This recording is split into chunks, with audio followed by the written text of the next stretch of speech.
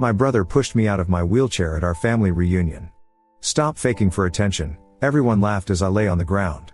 What they didn't know was that my doctor was standing right behind them. He cleared his throat and said 5 words that ended everything.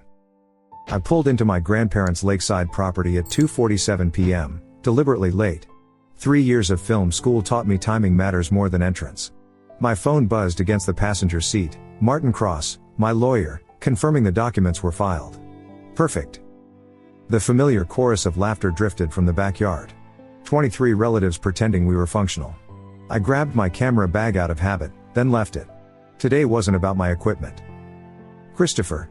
My mother's voice cracked when she saw me. She hugged me like she was drowning. Harold, my father, stood behind her with that same haunted look he'd worn since discovering Daniel had blown through another $100,000 at the casinos. Did you bring the papers? He whispered. Already filed, I said quietly. You're protected now. 2 weeks ago, they'd shown up at my apartment at midnight, terrified.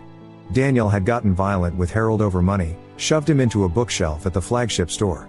They wanted to change their will, make me trustee of everything. $8 million in assets, between the bookstore chain and the investment properties. They begged me to keep it secret until they figured out how to tell Daniel. I didn't tell them I'd been documenting Daniel's violence for 6 months. Christopher's here. Aunt Mara announced to the backyard like I was entertainment. Still making those depressing documentaries? Just finished one about pharmaceutical fraud, I said, grabbing a beer I wouldn't drink. Actually got picked up by Netflix. She blinked. Oh. Well. Daniel's show just got renewed for 3 seasons. Of course it did. Daniel's dating show where desperate people humiliated themselves for money was exactly what America wanted. My documentary about a whistleblower who exposed contaminated children's medication? Too heavy for prime time. I made my rounds, enduring the usual comparisons. Uncle Theodore, the retired judge with whiskey on his breath at 3 p.m., clapped my shoulder hard enough to aggravate last month's bruise. Maybe Daniel could get you a real job. Production assistant or something. I'm good, I said. Pride's a destroyer, boy. I wanted to tell him about the recording I had of him drunkenly confessing to covering up Daniel's assault on that production assistant. Instead, I smiled and moved on. Cousin Brianna cornered me by the potato salad. You look thin. Eating okay? Just busy. Daniel says you've been avoiding family events. Says you're jealous of his success. I almost laughed. She'd sent me 12 texts over the past year calling me pathetic, saying I should be grateful Daniel even acknowledged me. Every message saved. Every screenshot backed up. My ribs ached where they were still healing from last month. Daniel had playfully body checked me at Mom's birthday. Dr. Reeves had documented the hairline fracture, added it to my file with all the others. I checked my phone. Dr. Reeves had texted, on standby. Say the word. That's when I heard his voice behind me, bourbon smooth and television ready. Look who decided to show up. Still making those boring documentaries nobody watches? I turned slowly. Daniel stood there in his designer polo and stupid expensive sunglasses, holding court like always. The relatives had already formed their usual semicircle around him, ready for the show. Actually, Netflix picked up my latest, I said evenly. The pharmaceutical whistleblower piece. His smile twitched. Netflix will put anything on these days. Even your poverty P-word. The relatives chuckled. They always did. Remember when he made that documentary about the wrongfully convicted teacher? Daniel addressed the crowd now, not me. 3 years of work for what? 50,000 views on YouTube? The man was exonerated, I said. Because of real lawyers, not your little camera project. Daniel stepped closer. I could smell the bourbon, same brand our grandfather used to drink before Daniel convinced him to change the will in his favor. Before the old man died. Face it, little brother. You waste your trust fund playing investigative journalist while I build an empire. Uncle Theodore laughed. Boy makes more in a month than you make in 5 years, Christopher. Quality over quantity, I said. Daniel's face darkened. What's that supposed to mean? Nothing. No, say it. He was in my space now, using his 3-inch height advantage. Say what you really think. The yard had gone quiet except for the distant sound of kids playing by the lake. Everyone was watching, waiting. This was the part where I usually backed down, made some self-deprecating joke, let Daniel win. Not today, I think, I said carefully, that documentaries require research. Investigation. Truth. Reality TV just needs desperate people and good editing. Someone gasped. Brianna probably. Daniel's jaw clenched. You sanctimonious piece of. At least I don't have to pay actors to pretend they like me. The words hung there for maybe 2 seconds. I saw his pupils dilate, saw his weight shift. 6 months of documenting his patterns meant I knew what came next, but I didn't move. I needed this to happen. His hands hit my chest hard. Not a push, a violent shove meant to hurt. My chair tipped backward and I let it happen, didn't try to catch myself. The gravel bit into my palms, my head snapped back, and I felt something crack in my ribs, probably reopening last month's fracture. I bit down hard and tasted copper. Blood filled my mouth. The laughter was immediate. Explosive. Holy S-word, he went down like a sack of potatoes. That was Cousin Ray. Someone get that on video. Uncle Theodore wheezed between laughs. Already am. Aunt Mara had her phone out, recording me bleeding on the ground. This is hilarious. Daniel stood over me, playing to his audience. Maybe stick to your documentaries, Christopher. You're too fragile for the real world. Brianna was doubled over. He's not even getting up. Is he crying?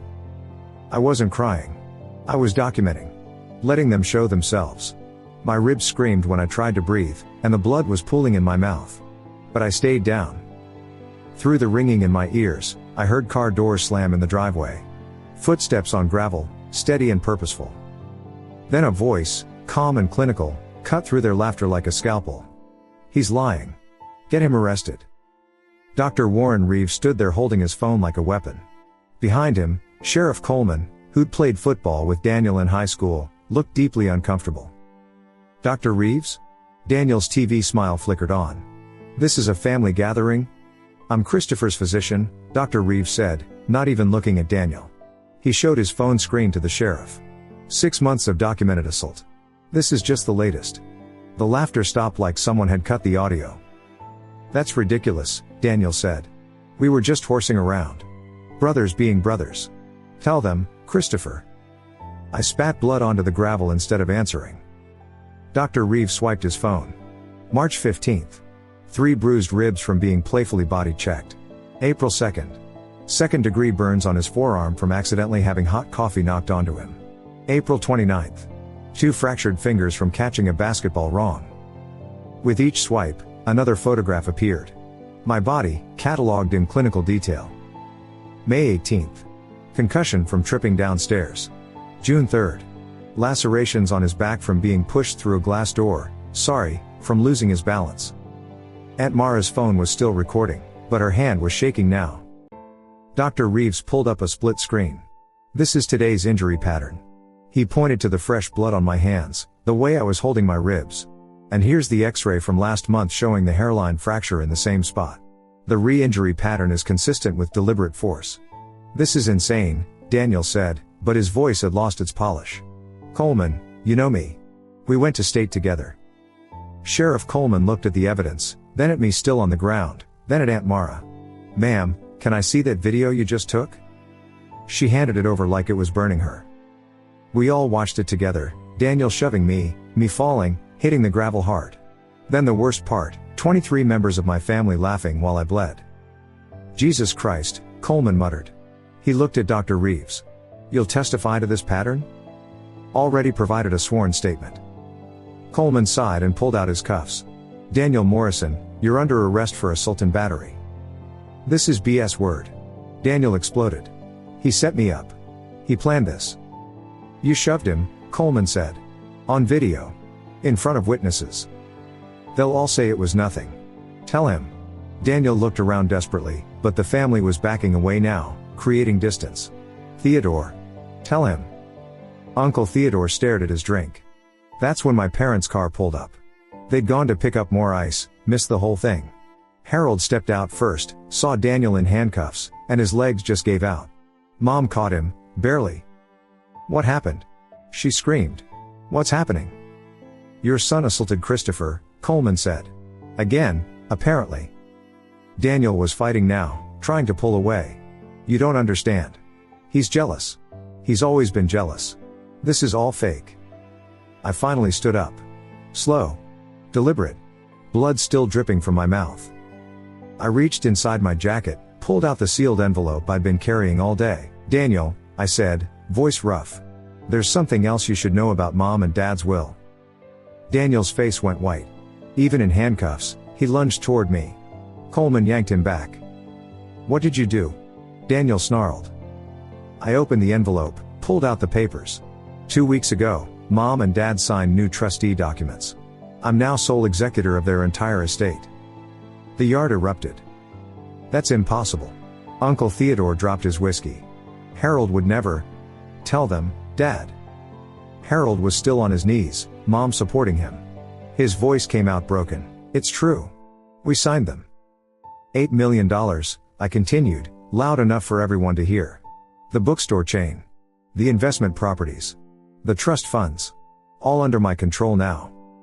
"You manipulated them." Daniel screamed. "You turned them against me." "No," Mom said, tears streaming. "You did that yourself. The gambling debts, Daniel. $300,000 this year alone. The violence. You shoved your father through a bookshelf because he wouldn't give you more money." Gasps from the relatives. They hadn't known about the gambling. "And threatening to burn down the flagship store if we cut you off?" Harold added, finally standing. "We were terrified of you." My phone buzzed. Perfect timing. "That's my lawyer," I said, checking the message. "He's here."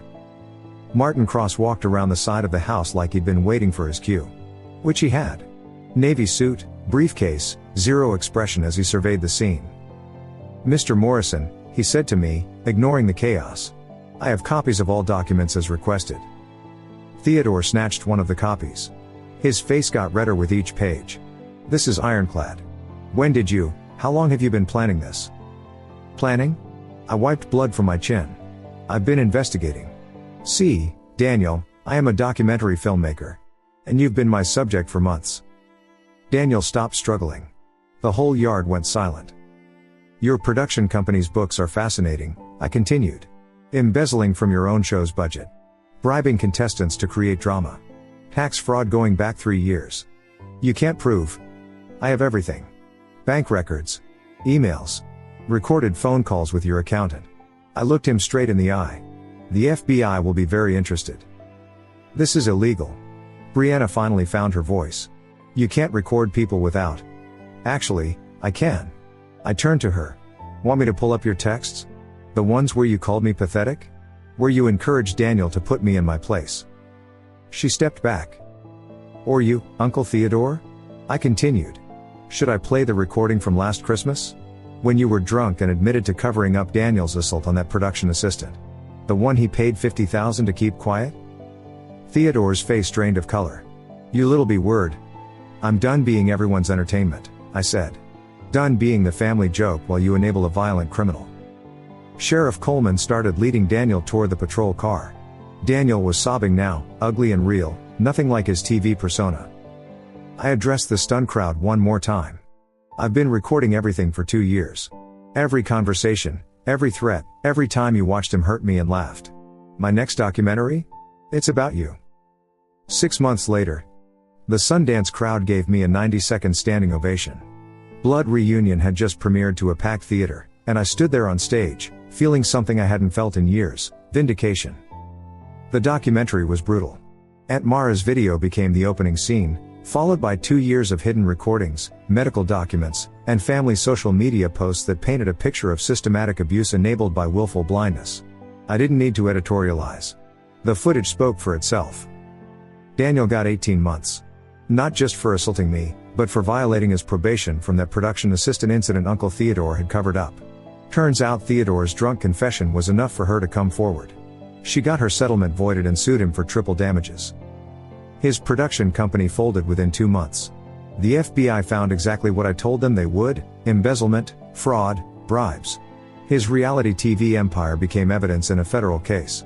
The gambling debts he could no longer hide behind our parents' money forced him into bankruptcy before he even got sentenced. Theodore was disbarred. That recording of him admitting to covering up assault destroyed his 40-year legal career overnight. His wife left him. Took everything. Brianna lost her nursing position when the hospital board saw the viral video. A pediatric nurse laughing at violence doesn't inspire confidence. She moved to another state, changed her last name. Still texts me occasionally, begging me to remove her from the documentary. I don't respond. Aunt Mara became a meme. Woman films her own family's destruction trended for weeks. She tried to monetize it, sell her story, but nobody wanted to pay the person who laughed while recording assault. Her daughter stopped speaking to her. The rest of the family scattered. Some apologized, hollow words I didn't need. Others threatened lawsuits until Martin sent them cease and desist letters with transcripts of their own recorded words. My parents went to therapy.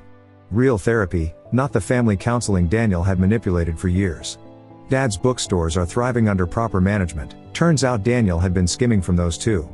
Mom started painting again, something she'd stopped when Daniel was born. I used Daniel's would-be inheritance to establish a foundation for abuse survivors, focusing on those whose families enabled their abusers. Dr. Reeves joined the board, helps train doctors to recognize and document patterns. We've helped 43 people so far. Your film changes how we see family violence, the festival director said, handing me the award. It shows how abuse thrives in plain sight. My phone buzzed during the after-party. A text from Daniel, sent from prison. Christopher, I need help. The lawyers took everything. I know I don't deserve it, but we're brothers. Please. Just enough too. I blocked the number without reading the rest. Some bridges are meant to stay burned. A young filmmaker approached me, tears in her eyes. Your documentary gave me courage to document what my sister's been doing to me. Document everything, I told her. Be patient. The truth is your weapon. She nodded and walked away, and I knew she'd be okay. We all would be. Thank you so much for watching until the end. If you really like our videos, please don't forget to like, share, and subscribe. Have a great day.